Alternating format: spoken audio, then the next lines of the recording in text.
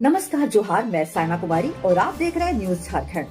समय हो चला है झारखंड की खबरों को जानने का, उनसे अपडेट होने का। तो चलिए जानते हैं झारखंड की सुबह से लेकर शाम तक की हर खबरों को। लेकिन उससे पहले अगर आप चैनल पे नए हैं तो चैनल को सब्सक्राइब करें ताकि झारखंड की हर छोटी से बड़ी खबर आप तक पहुँचती रहे। झारखंड में ओबीसी छात्रों को शीघ्र मिलेगी छात्रवृत्ति, आवेदन सुधार की तिथि बढ़ी। छात्रवृत्ति का इंतजार कर रहे ओबीसी श्रेणी के विद्यार्थियों के लिए राहत की खबर है। अब इन्हें शीघ्र ही छात्रवृत्ति की राशि का भुगतान होगा। कल्याण विभाग ने इनकी छात्रवृत्ति के लिए सभी जिलों को राशि जारी कर दी है। विभागीय मंत्री चमरा लिंडा के अनुसार राज्य बजट से लगभग 300 करोड़ रुपए की राशि जिलों को भेजी गई है। शीघ्र ही छात्रवृत्ति की राशि का भुगतान कर दिया जाएगा। केंद्र से राशि नहीं मिलने के कारण राज्य सरकार ने वित्त विभाग के नियम को शिथिल करते हुए राज्यांश की राशि जारी की है। इधर कल्याण विभाग ने ई कल्याण पोर्टल पर पोस्ट मैट्रिक छात्रवृत्ति के लिए आवेदन की तिथि बढ़ा दी। इसके तहत विद्यार्थियों को आवेदन में सुधार करने के लिए अतिरिक्त समय दिया गया है। पूर्व में निर्धारित सत्यापन की समय सीमा 30 अप्रैल तक बढ़ा दी गई। साथ ही 25 अप्रैल तक त्रुटियों में सुधार करने की सुविधा प्रदान की गई है। विभाग ने सभी जिला कल्याण पदाधिकारियों एवं संबंधित अधिकारियों को निर्देश दिया है कि निर्धारित तिथि के भीतर लंबित आवेदनों का अंतिम रूप से निष्पादन सुनिश्चित करें। यह भी कहा गया है कि सभी लंबित आवेदन पत्रों को तय समय सीमा के अंदर अपडेट कर अंतिम रूप देना अनिवार्य होगा ताकि पात्र विद्यार्थियों को समय पर छात्रवृत्ति की राशि का भुगतान हो सके। पलामू में सड़क हादसे में 3 नाबालिगों की मौत। मोपेड से तीनों सब्जी लेने जा रहे थे। बाजार बीच रास्ते में स्कॉर्पियो ने मारी जोरदार टक्कर। पलामू के पाटन थाना क्षेत्र में गहर पथरा मोड़ के पास बीती रात एक स्कॉर्पियो और एक मोपेड की टक्कर हो गई। इस हादसे में मोपेड सवार 3 नाबालिगों की मौत हो गई। सभी मृतक शोले गांव के रहने वाले थे। मृतकों की पहचान इश्ताक अंसारी के 12 वर्षीय पुत्र फिरोज अंसारी उर्फ बुटन, नसीम अंसारी के 15 वर्षीय पुत्र तौहीद अंसारी और अमरुद्दीन अंसारी के 13 वर्षीय पुत्र इब्रार अंसारी के रूप में हुई है। इब्रार और फिरोज रिश्ते में चचेरे भाई थे, जबकि तौहीद उनका पड़ोसी था। तीनों किशोर एक मोपेड पर सवार होकर बाजार से सब्जी लेने जा रहे थे। इसी दौरान स्कॉर्पियो ने उनकी मोपेड को सामने से जोरदार टक्कर मार दी। हादसे के बाद तीनों मोपेड सवारों को इलाज के लिए एमएमसीएच ले जाया गया, जहां डॉक्टर्स ने तौहीद और फिरोज को मृत घोषित कर दिया। इब्रार की गंभीर हालत को देखते हुए उसे बेहतर इलाज के लिए डॉक्टर राहुल अग्रवाल के अस्पताल ले जाया गया, जहां रात 10 बजे उसने भी दम तोड़ दिया। तीनों शवों को एमएमसीएच में रखा गया और पोस्टमार्टम के बाद परिजनों को सौंप दिया जाएगा। घटना के बाद स्कॉर्पियो का चालक और उसमें सवार अन्य लोग वाहन को मौके पर छोड़कर फरार हो गए। सूचना मिलने पर पाटन थाना पुलिस ने स्कॉर्पियो और लूना को जब्त कर लिया है। स्कॉर्पियो मेदिनी नगर के बैरिया चौक की बताई जा रही है। पुलिस स्कॉर्पियो मालिक तक पहुंचने का प्रयास कर रही है। गढ़वा पुलिस पर पथराव, 80 नामजद व 400 अज्ञात पर केस, 14 अरेस्ट, स्थिति सामान्य। गढ़वा जिले के महुलिया मोड़ पर गुरुवार शाम पुलिस पर हुए पथराव मामले में पुलिस ने बड़ी कार्रवाई की है। मामले में 80 लोगों पर नामजद और 400 से ज्यादा अज्ञात लोगों के खिलाफ एफआईआर दर्ज की गई है। गढ़वा पुलिस ने अब तक 14 आरोपियों को गिरफ्तार किया है, जबकि घटनास्थल से 24 बाइक बरामद की गई है। पुलिस के अनुसार इलाके में अतिरिक्त बल तैनात है और फिलहाल स्थिति सामान्य है। जानकारी के अनुसार महुलिया गांव में गुरुवार को ट्रैक्टर की चपेट में आने से 2 लोगों की मौत हो गई थी। घटना के बाद लोग उग्र हो गए और सड़क जाम की सूचना पर पुलिस टीम मौके पर पहुंची तो उन्हें ग्रामीणों के विरोध का सामना करना पड़ा। इस बीच लोगों ने अचानक पुलिस पर पथराव शुरू कर दिया, जिसमें 25 से अधिक पुलिस पदाधिकारी और जवान घायल हो गए। सभी घायलों को सदर अस्पताल भेजा गया, जहां उनका इलाज किया गया। घटना के बाद अमन कुमार स्वयं मौके पर पहुंचे और स्थानीय लोगों से बातचीत कर स्थिति को नियंत्रण में लिया। जामताड़ा में देर रात हादसा, ट्रैक्टर पलटा, तालाब किनारे दबने से चालक की मौत। चंदापुर गांव में हुआ हादसा। जामताड़ा जिले के नारायणपुर थाना क्षेत्र के चंपापुर गांव में गुरुवार रात एक हादसा हुआ। यहां तालाब के पास एक ट्रैक्टर अनियंत्रित होकर पलट गया, जिससे चालक की मौके पर ही मौत हो गई। यह घटना रात करीब 12:30 बजे से 1 बजे के बीच हुई, जब एक खाली ट्रैक्टर पलट गया और चालक उसके नीचे दब गया। हादसे के बाद आसपास के ग्रामीण मौके पर जमा हो गए। स्थानीय लोगों ने तत्काल नारायणपुर थाना पुलिस को सूचना दी। पुलिस टीम घटनास्थल पर पहुंची, शव को कब्जे में लिया, जांच शुरू कर दी। पुलिस दुर्घटना के कारणों का पता लगाने में जुटी है। मृतक की पहचान 35 वर्षीय हंसराज रजवार के रूप में हुई है। वह धनबाद जिले के टुंडू थाना क्षेत्र के लोधरिया का निवासी था। मूल रूप से वह नारायणपुर थाना क्षेत्र के पांडेडी गांव का रहने वाला था और ट्रैक्टर चलाकर अपने परिवार का भरण पोषण करता था। शुक्रवार सुबह हादसे की सूचना मिलने पर परिजन घटनास्थल पर पहुंचे। नारायणपुर थाना पुलिस ने शव को कब्जे में लेकर कागजी कार्रवाई पूरी की। हंसराज रजवार के परिवार में उनकी पत्नी, 2 बेटे और एक बेटी है। उनका परिवार पूर्वी टुंडी के लोधारिया बहादुरपुर में रहता था, जबकि हंसराज अपने मामा के घर रहकर ट्रैक्टर चलाते थे। ग्रामीणों ने प्रशासन से पीड़ित परिवार को मुआवजा और सहायता प्रदान करने की मांग की है। मुठभेड़ के बाद सारंडा में चल रहा सर्च अभियान, जवानों ने नक्सलियों को चारों ओर से घेरा, भागने के सभी रास्ते को कर दिया सील। सारंडा के छोटा नागरा थाना अंतर्गत बालिबा के पास चड्रा डेरा के जंगल में नक्सलियों से हुई मुठभेड़ के बाद सुरक्षा बलों ने सर्च ऑपरेशन शुरू कर दिया है। सूत्र बताते हैं कि फोर्स ने नक्सलियों को चारों ओर से घेर रखा है। उनके भागने के सभी रास्तों को सील कर दिया गया है। साथ ही आसमान से भी कड़ी नजर रखी जा रही है। एक अन्य सूत्र की माने तो नक्सलियों की संख्या 100 से ज्यादा है। इसमें 1 करोड़ का इनामी नक्सली मिसिर बेसरा भी शामिल है। वहीं मामले को लेकर जिले के एसपी अमित रेणु ने बताया कि अभी सर्च अभियान चल रहा है। जंगल से अभी कोई अपडेट नहीं मिला है। मुठभेड़ में कोबरा बटालियन 205 के इंस्पेक्टर सत्यप्रकाश समेत 6 जवान घायल हो गए। घायलों में इंस्पेक्टर सत्यप्रकाश, जवान जितेंद्र रॉय, उत्तम कुमार सेनापति, शैलेश कुमार दुबे, प्रेम और अभिनय कुमार हैं। सर्च अभियान के दौरान आईईडी को लेकर फोर्स पूरी तरह से सतर्कता और सावधानी बरत रही है। 10 किलोमीटर एरिया में 1500 से ज्यादा तेज तर्रार कमांडोज ने घेराबंदी कर रखी है। वहीं 4000 जवान तैनात किए गए। इधर आपात स्थिति के मद्देनजर सामुदायिक स्वास्थ्य केंद्र को भी अलर्ट मोड पर रखा गया है। सीएचसी प्रभारी डॉक्टर अनिल कुमार ने बताया कि उन्हें यहां के एम्बुलेंस को हमेशा तैयार रखने को कहा गया है ताकि आपात स्थिति में उनका इस्तेमाल किया जा सके। नोएडा हिंसा में बिहार के 2 लोग गिरफ्तार। जमशेदपुर एनआईटी का छात्र मास्टरमाइंड, पाकिस्तान से ऑपरेट हो रही थी पूरी एक्टिविटी। नोएडा में हुए हिंसक प्रदर्शन के मामले में पुलिस ने 3 मुख्य साजिशकर्ताओं की पहचान की है। इनमें रूपेश रॉय और मनीषा चौहान को गिरफ्तार कर लिया गया है, जबकि आदित्य आनंद अभी फरार है। रूपेश रॉय और मनीषा चौहान बिहार के रहने वाले हैं। तीनों आरोपी हिंसा के दौरान नोएडा में मौजूद थे और श्रमिकों को भड़काने में सक्रिय भूमिका निभा रहे थे। 3 संगठनों के नाम भी सामने आए हैं। इनमें मजदूर बिगुल दस्ता प्रमुख रूप से शामिल है। इस संगठन का प्रमुख रूपेश रॉय है। यह संगठन श्रमिकों को संगठित कर हिंसक प्रदर्शन के लिए उकसा रहा था। वहीं जांच के दौरान पुलिस को 2 संदिग्धों ट्विटर हैंडल की जानकारी मिली। सूत्रों के मुताबिक ये हैंडल पाकिस्तान से ऑपरेट किए जा रहे थे और पिछले 3 महीने से एक्टिव थे। इन हैंडल्स को संचालित करने में वर्चुअल प्राइवेट नेटवर्क VPN का भी इस्तेमाल किया जा रहा था। पुलिस ने इनका बैक डेटा भी मंगवाया है। ये बातें गौतम बुद्ध नगर की पुलिस कमिश्नर लक्ष्मी सिंह ने नोएडा में हिंसक प्रदर्शन को लेकर प्रेस कॉन्फ्रेंस में बताई है। झारखंड में आज कई जिलों में बारिश की संभावना। 4 जिलों का अधिकतम तापमान हुआ 40 डिग्री पार। 19 से लू चलने की संभावना। लगातार बढ़ती गर्मी ने लोगों को अप्रैल में ही परेशान कर दिया है। हालांकि मौसम विभाग ने शुक्रवार को उत्तर पूर्वी और दक्षिण पूर्वी हिस्सों में बारिश का येलो अलर्ट जारी किया है। आज देर शाम देवघर, दुमका, गिरिडीह, गोड्डा, जामताड़ा, पाकुड़ और साहिबगंज समेत दक्षिणी पूर्वी भाग में कहीं कहीं पर गर्जन के साथ तेज हवा के साथ बारिश हो सकती है। साथ ही वज्रपात की भी संभावना जताई गई है।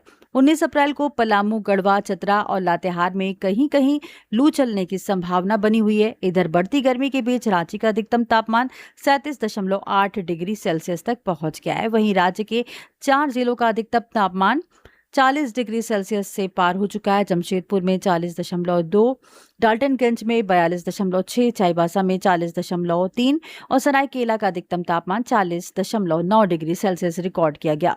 मौसम विभाग के अनुसार राज्य में अगले 2 दिनों के दौरान अधिकतम तापमान में 2 से 3 डिग्री सेल्सियस की वृद्धि हो सकती है। इसके बाद इसमें अगले 2 दिनों में कोई बड़े बदलाव नहीं होने की संभावना है।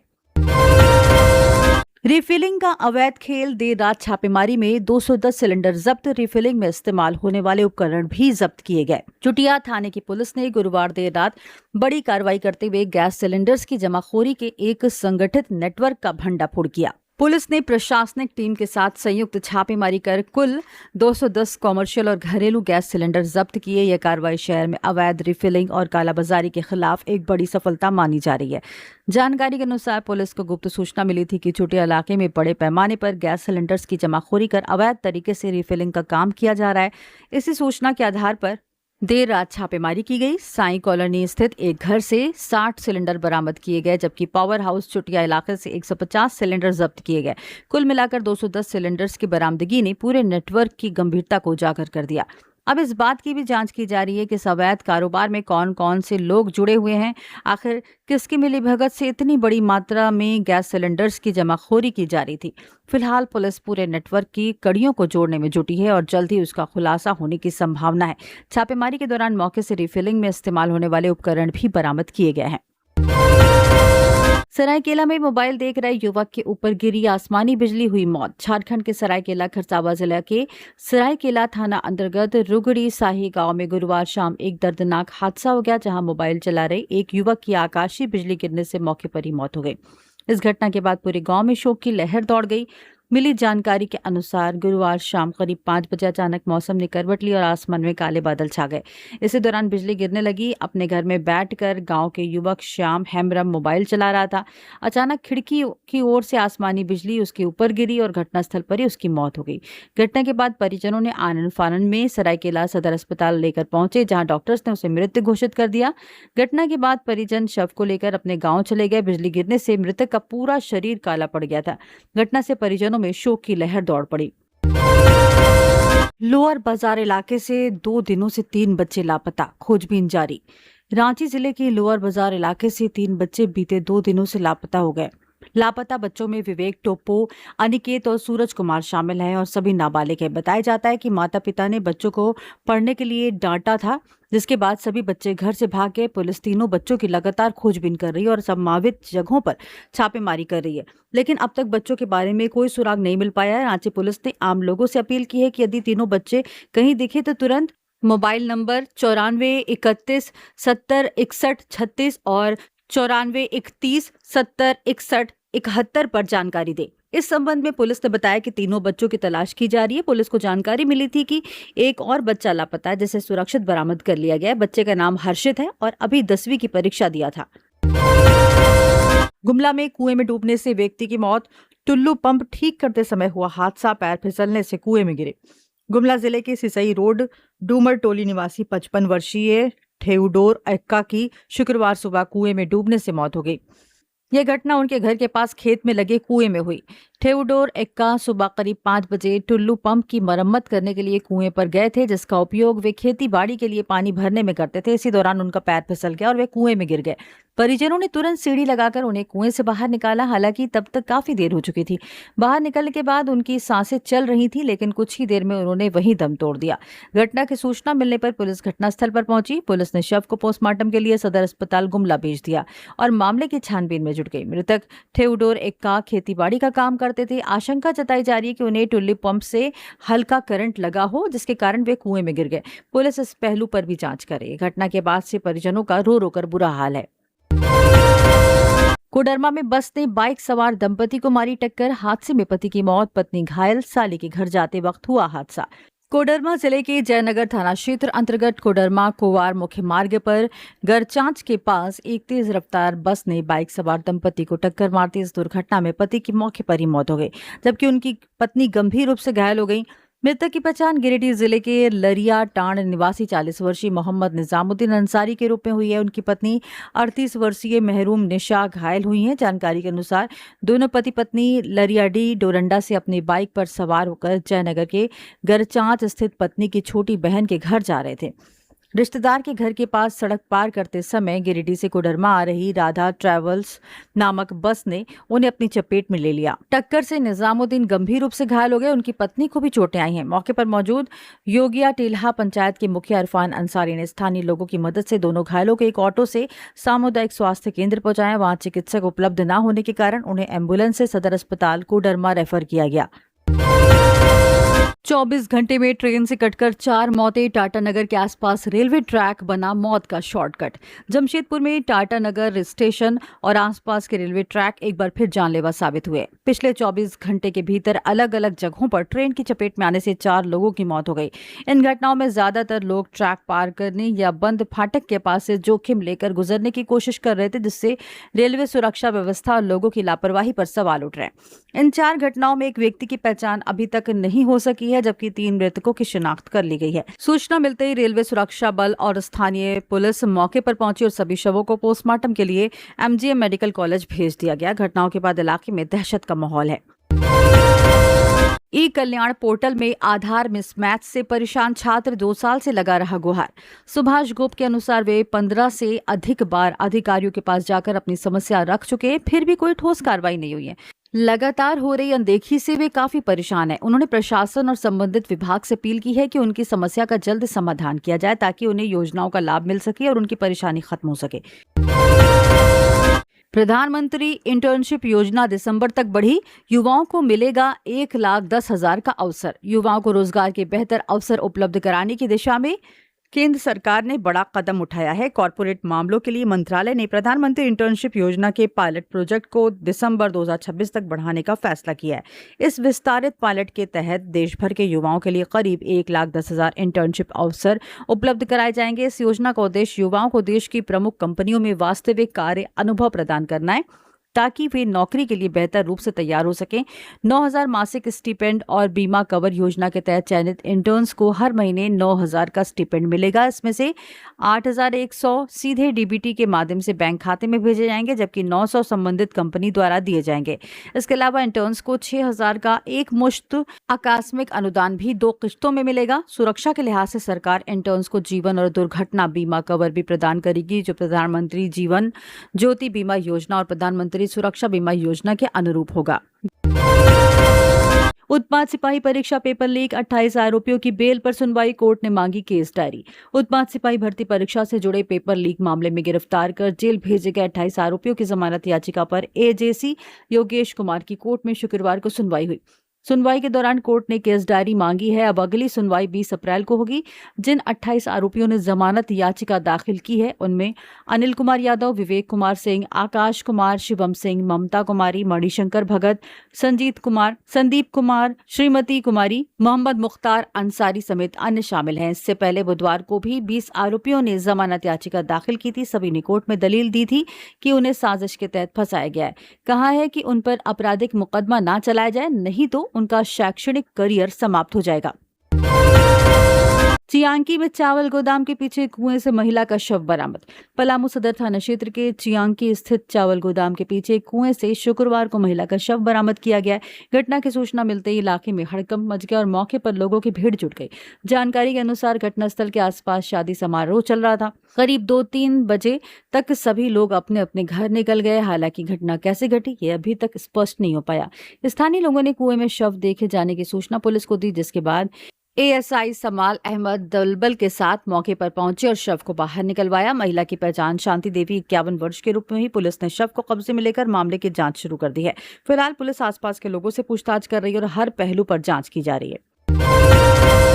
राज्यपाल का सख्त निर्देश, विश्वविद्यालयों में संविदा नियुक्तियों पर ब्रेक, पुरानी बहालियों की होगी जांच। राज्य के विश्वविद्यालयों में लंबे समय से चल रही अनियमितताओं की शिकायतों के बाद राज्यपाल सह कुलाधिपति संतोष कुमार गंगवार ने कड़ा रुख अपनाया। उन्होंने सभी सरकारी विश्वविद्यालयों में तृतीय और चतुर्थ वर्ग के पदों पर संविदा के आधार पर की जा रही नियुक्तियों पर तत्काल प्रभाव से रोक लगाने का आदेश दिया है। राज्यपाल ने स्पष्ट किया है कि यदि किसी विश्वविद्यालय को ऐसे पदों पर कर्मियों की जरूरत होती है तो उन्हें सीधे नियुक्त करने के बजाय राज्य सरकार द्वारा जैप आईटी के माध्यम से सूचीबद्ध एजेंसियों से ही सेवाएं लेनी होंगी। लोक भवन ने सभी विश्वविद्यालयों और कॉलेजों से पिछले 3 वर्षों में की गई तृतीय और चतुर्थ वर्ग की संविदा नियुक्तियों का पूरा विवरण 7 दिनों के भीतर उपलब्ध कराने को कहा गया है। इससे साफ संकेत है कि इन नियुक्तियों की गहन समीक्षा की जाएगी। राज्यपाल ने कुलपतियों के विशेष कार्य पदाधिकारी के पद पर की गई नियुक्तियों को अवैध करार देते हुए सभी कर्मियों को तत्काल उनके मूल पद पर वापस भेजने का निर्देश दिया है। आदेश में कहा गया है कि यह पोस्ट ऑफिशियली नहीं बनाई गई है, इसलिए इस पर किसी भी तरह की नियुक्ति और उससे जुड़े भुगतान मान्य नहीं होंगे। रांची के नामकुम में 6 से ज्यादा जुआरी गिरफ्तार, पुलिस कर रही पूछताछ। नामकुम थाने की पुलिस ने 6 से ज्यादा जुआरियों को गिरफ्तार किया है। गिरफ्तार जुआरियों से पुलिस पूछताछ कर रही है। रांची पुलिस को जानकारी मिली थी कि नामकुम इलाके में कुछ लोग जुआ खेल रहे हैं। मामले की जानकारी मिलने के बाद नामकुम थाने की पुलिस घटनास्थल पर पहुंची और जांच की। पुलिस को आता देख कुछ लोग भागने में कामयाब रहे। पुलिस ने कई लोगों को पकड़ा, जिसके बाद पूछताछ की गई। पूछताछ करने के बाद इन सभी जुआरियों की गिरफ्तारी हुई है। इस मामले को लेकर नामकुम पुलिस ने बताया कि फिलहाल इन सभी जुआरियों से पूछताछ की जा रही है। पूछताछ करने के बाद ही इस मामले में कुछ कहा जा सकता है। 236 करोड़ जमीन घोटाला, जमशेदपुर में पूर्व मंत्री के करीबी समेत 3 से पूछताछ। चर्चित 236 करोड़ रुपए के जमीन घोटाले में रांची पुलिस ने गुरुवार देर शाम जमशेदपुर में कार्रवाई करते हुए 3 लोगों को हिरासत में लेकर पूछताछ की। इसमें कदमा के भाटिया बस्ती निवासी दिनेश अग्रवाल, सोनारी के बड़तल्ला निवासी अयान सरकार और एक पूर्व पत्रकार शामिल है। तीनों से बिष्टुपुर थाने में देर रात तक पूछताछ हुई। पूछताछ के दौरान सिटी एसपी कुमार शिवाशीष भी थाने पहुंचे। बताया जा रहा है कि कार्रवाई रांची पुलिस ने की और पूरा मामला रांची के जमीन घोटाले से जुड़ा है, जिसमें आईएएस अधिकारी विनय चौबे समेत कई लोग आरोपी बताए जाते हैं। सूत्रों के मुताबिक दिनेश अग्रवाल और अयान सरकार को देर रात तक थाने में रखा गया, जबकि पूर्व पत्रकार से अलग से पूछताछ की गई। दोनों को राज्य के एक पूर्व मंत्री का करीबी बताया जा रहा है। फिलहाल पुलिस की ओर से आधिकारिक पुष्टि नहीं की गई है। चतरा के सोकी गांव में खलिहान में रखे गेहूं में लगी आग, 500 बोझा जलकर राख। झारखंड राज्य के चतरा जिले सोकी गांव में एक किसान की मेहनत पर अचानक लगी आग ने पानी फेर दिया। खेत खलिहान में मड़ाई के लिए रखे करीब 500 से अधिक गेहूं के बोझे जलकर राख हो गए, जिससे किसान विजय कुमार मेहता को भारी आर्थिक नुकसान हुआ। किसान ने प्रशासन से मुआवजे की मांग की है। किसान विजय कुमार मेहता ने बताया कि गेहूं की कटाई के बाद थ्रेसर से मड़ाई के लिए फसल को खेत के खलिहान में रखा गया था। इसी दौरान अचानक आग लगी, जिससे देखते ही देखते सैकड़ों बोझा गेहूं जलकर राख हो गया और उन्हें हजारों रुपए का नुकसान उठाना पड़ा। आग लगने की सूचना मिलती है आसपास के ग्रामीण मौके पर पहुंचे और उपलब्ध साधनों से आग बुझाने का प्रयास किया। हालांकि तब तक अधिकतर गेहूं जल चुका था, जिससे नुकसान को रोका नहीं जा सका। घटना के बाद पीड़ित किसान ने अंचल कार्यालय और संबंधित थाने में आवेदन देकर मुआवजे की मांग की है। फिलहाल आग लगने के कारणों का पता नहीं चल सका, जिससे ग्रामीणों में भी चिंता का माहौल बना हुआ है। केंदुआड़ी पहुंचे निरसा विधायक, भू धसान स्थल का किया निरीक्षण, बीसीसीएल को ठहराया जिम्मेदार। धनबाद के केंदुआड़ी में अग्नि प्रभावित और भू धसान से जूझ रहे क्षेत्र का जायजा लेने शुक्रवार को निरसा विधायक अरूप चटर्जी पहुंचे। उन्होंने प्रभावित इलाकों का निरीक्षण किया और स्थानीय लोगों से मुलाकात कर घटना की विस्तृत जानकारी ली। इस दौरान ग्रामीणों ने अपनी समस्याओं, भय और रोजमर्रा की परेशानियों को विधायक के सामने रखा। निरीक्षण के बाद मीडिया से बातचीत में विधायक अरूप चटर्जी ने बीसीसीएल पर गंभीर आरोप लगाए। उन्होंने कहा कि बीसीसीएल की नीतियां आम लोगों के हित में नहीं है, बल्कि लोगों को उनके घरों से उजाड़ने का काम किया जा रहा है। इस घटना को लेकर विधायक ने सीधे तौर पर बीसीसीएल को जिम्मेदार ठहराया। विधायक अरूप चटर्जी ने कहा कि खनन गतिविधियों के कारण ही क्षेत्र में आग और भू धसान की समस्या गंभीर हुई है, जिसका खामियाजा स्थानीय लोगों को भुगतना पड़ रहा है। टेंडर कमीशन घोटाला, अकाउंटेंट मुकेश मित्तल को राहत, कोर्ट में सशरीर उपस्थिति से मिली छूट। टेंडर कमीशन घोटाले में चीफ इंजीनियर वीरेंद्र राम के अकाउंटेंट रहे आरोपी मुकेश मित्तल को पीएमएलए की विशेष कोर्ट से राहत मिली है। कोर्ट ने मुकेश मित्तल को सशरीर उपस्थिति से छूट दे दी है। मुकेश मित्तल ने सीआरपीसी की धारा 205 के तहत याचिका दाखिल कर हर तारीख पर कोर्ट में सशरीर उपस्थिति से छूट देने का आग्रह किया था। बता दें कि ईडी की जांच में पता चला था कि वीरेंद्र राम काले धन को अकाउंटेंट मुकेश मित्तल को देता था, फिर वह उस काले धन को सफेद करने का काम करता था और वीरेंद्र राम के पारिवारिक सदस्यों के खाते में जमा करवाता था। टेंडर कमीशन घोटाला मामले में ईडी ने 21 फरवरी 2023 को 24 ठिकानों पर छापेमारी की थी। इसके बाद 22 फरवरी 2023 को ईडी ने वीरेंद्र राम को गिरफ्तार कर जेल भेजा था। करीब 21 माह जेल में रहने के बाद वीरेंद्र राम को सुप्रीम कोर्ट से जमानत मिली। मामले में वीरेंद्र राम की पत्नी एवं भाई को भी गिरफ्तार कर जेल भेजा गया था। पलामू के रेड कॉरिडोर में 103 करोड़ की लागत से बनेगा रोड, सांसद की पहल पर केंद्र सरकार ने दी मंजूरी। पलामू के नावा बाजार प्रखंड से पांडु प्रखंड के कजरू कला तक रोड के लिए केंद्र की सरकार ने 103 करोड़ रुपए मंजूर किए हैं। यह रोड कभी नक्सल गतिविधि के लिए चर्चित रहा था, अब इस इलाके की तस्वीर बदलने वाली है। दरअसल पलामू के सांसद विष्णुदयाल राम ने केंद्रीय मंत्री नितिन गडकरी से मुलाकात की थी और रोड को लेकर अपनी बात रखी थी। पलामू के सांसद विष्णुदयाल राम की पहल पर भारत सरकार के सड़क परिवहन एवं राजमार्ग मंत्रालय ने सेंट्रल रोड एवं इंफ्रास्ट्रक्चर फंड CRIF से सड़क निर्माण को मंजूरी दे दी है। 23.615 किलोमीटर रोड के लिए केंद्र सरकार ने 103 करोड़ 608 लाख रुपए की मंजूरी दी है। पलामू सांसद विष्णुदयाल राम ने कहा है कि रोड बनाने की मांग लंबे समय से हो रही थी। रोड जर्जर होने के कारण लोगों को कठिनाई का सामना करना पड़ रहा था। अब रोड बन जाने से आवागमन सुगम होगा और इलाके में विकास के नए द्वार भी खुलेंगे। राज्यपाल से मिले मलखंभ खिलाड़ी, खेलो इंडिया जनजातीय खेल में कांस्य जीत बढ़ाया झारखंड का मान। झारखंड के प्रतिभाशाली मलखंभ खिलाड़ियों ने लोक भवन में राज्यपाल संतोष कुमार गंगवार से शिष्टाचार मुलाकात की। ये खिलाड़ी प्रथम खेलो इंडिया जनजातीय खेल 2026 के तहत छत्तीसगढ़ के अंबिकापुर स्थित सरगुजा गांधी स्टेडियम में आयोजित प्रतियोगिता में भाग लेकर लौटे हैं। इस प्रतियोगिता में झारखंड को कांस्य पदक मिला है। इस अवसर पर झारखंड राज्य मलखंभ एसोसिएशन के महासचिव डॉक्टर अजय झा ने राज्यपाल को जानकारी दी कि राज्य के खिलाड़ियों ने बालक बालिका दोनों वर्गों में शानदार प्रदर्शन करते हुए ओवरऑल रैंकिंग में कांस्य पदक हासिल किया। राज्यपाल ने इस उपलब्धि पर खुशी जताते हुए खिलाड़ियों को बधाई और शुभकामनाएं दी। उन्होंने कहा कि झारखंड में खेलों के प्रति गहरी रुचि है और यहाँ के खिलाड़ी अपनी मेहनत, प्रतिभा और अनुशासन के दम पर राष्ट्रीय स्तर पर राज्य का नाम रोशन कर रहे हैं। जमाखोरी रोकने पर पेट्रोल पंपों को मौखिक निर्देश, डीजल आपूर्ति में देरी से बढ़ी परेशानी। झारखंड के कई जिलों में पेट्रोल और डीजल की आपूर्ति को लेकर परेशानी सामने आ रही है। पेट्रोल पंप संचालकों का कहना है कि पिछले करीब 10 दिनों से तेल कंपनियों द्वारा समय पर डीजल की आपूर्ति नहीं हो पा रही है। इतना ही नहीं, कंपनियों ने क्रेडिट डिलीवरी की सुविधा भी बंद कर दी है, जिससे पंप संचालकों की दिक्कतें और बढ़ गई। जानकारी के अनुसार कई पंप मालिकों ने अग्रिम भुगतान करने के बावजूद समय पर तेल की आपूर्ति नहीं मिलने की शिकायत की है। इसके कारण कुछ स्थानों पर पेट्रोल पंप 1 से 2 दिनों के लिए बंद भी रहे हैं। वहीं डीजल की अनियमित आपूर्ति से आम लोगों को भी परेशानी का सामना करना पड़ रहा है।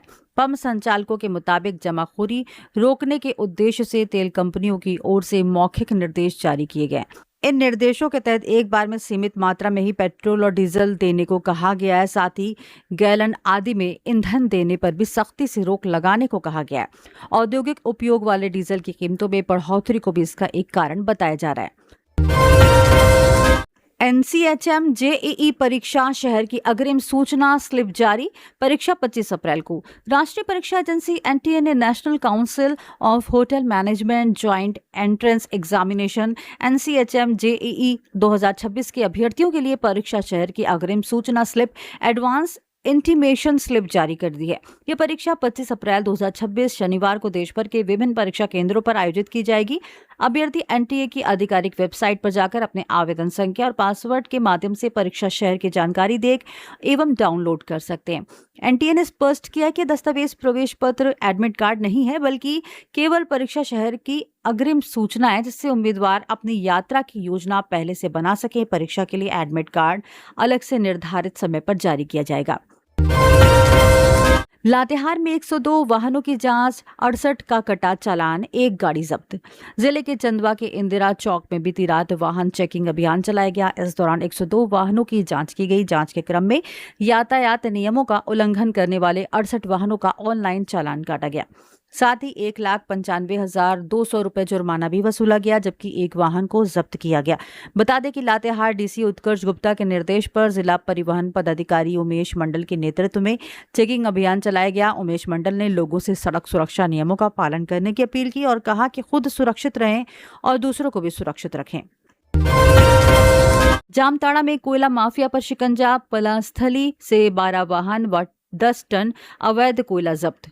जामताड़ा जिले के नाला थाना क्षेत्र अंतर्गत पलास्थली में अवैध कोयला माफियाओं के खिलाफ बड़ी कार्रवाई की गई है। ECL अधिकारियों और नाला थाना पुलिस की संयुक्त टीम ने छापेमारी कर करीब 10 टन अवैध कोयला जब्त किया। साथ ही अवैध कोयले की ढुलाई में इस्तेमाल हो रही 11 साइकिल और 1 मोटरसाइकिल भी जब्त की गई।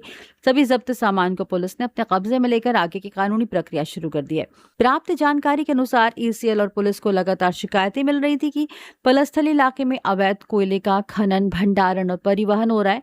शिकायतों के आधार पर गठित विशेष टीम ने दबिश दी। हालांकि टीम के पहुंचते ही अवैध कारोबार में संलिप्त लोग अंधेरे और जंगल का फायदा उठाकर मौके से फरार हो गए। लेकिन छापेमारी के दौरान पुलिस ने 10 टन अवैध कोयला, 11 साइकिल और 1 बाइक जब्त की है।